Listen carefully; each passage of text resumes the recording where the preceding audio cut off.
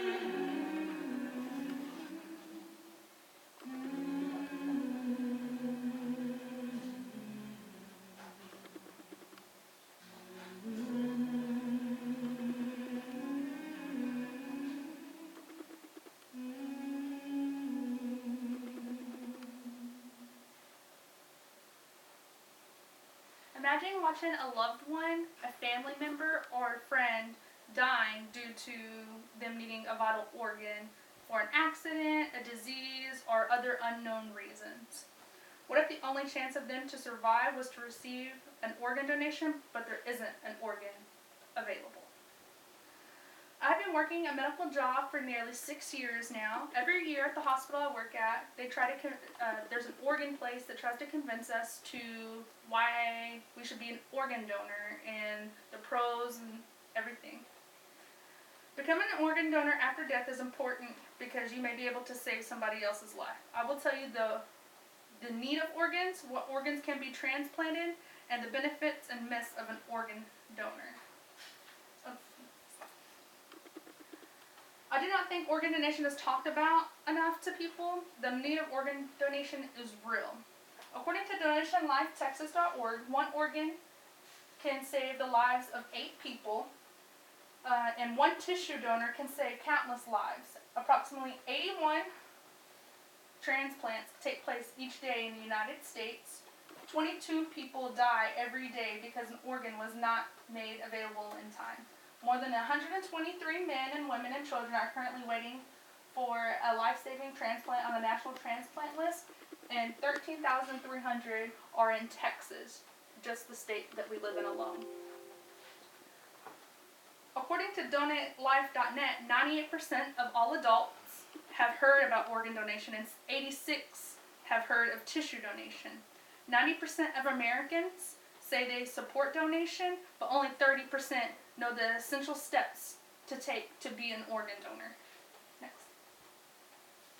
According to organdonor.gov, currently more than 120 million people in the U.S. are signed up to be an organ donor, and that is still not enough people.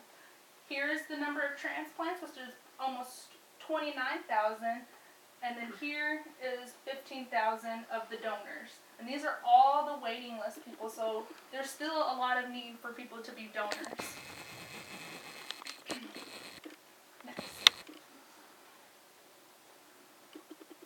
The need for the donors are high for organs and tissues. According to LifePoint Inc., there are up to 25 different organs and tissues that can be donated. Here are some of them. There's the heart, the intestine, the kidneys, the liver, the lungs. These are all organs. The tissues are the bone, the cartilage, the corneas, the fascia, the heart valves, the ligaments, the pericardium, skin, tendons, and veins. They're broken down into blue and in red. You do not have to be deceased to donate. There is such thing as being like living donations. That like some people take one kidney since you have 2 and you can survive on one. They're still alive and can give another person a kidney, and that's called a transplant, but you're still donating. According to UNOS, the list of transplant by organ type, the most organ needed is the kidney. These are the transplants per year, and here it is in a pie chart. This was data from January 1st, 1988 to January 31st, 2016. And this is the total number. Kidney's number 1, liver's number 2, kidney and pancreas is number 3, and then there's pancreas right here. And then heart, lung, and intestine.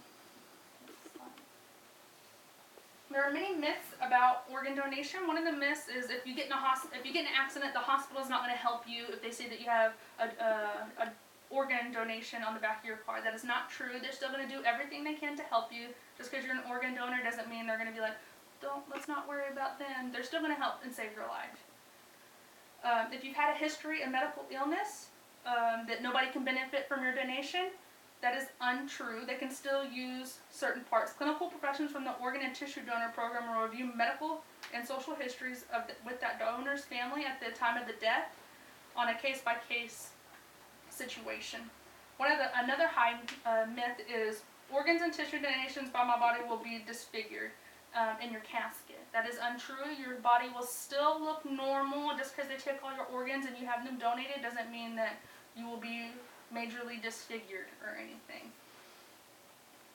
Organ donation is not about death, but it is about life. That's a more positive way to look at organ donation. If you were able to have the power to save someone's life, I hope that you would all take it, because you never know if a loved one may need a transplant. Sign up and join to be an organ donor. It's never too late to save, and there's different ways to sign up to be an organ donor, such as signing up online or going to Texas DMV. I hope you consider being an organ donor now.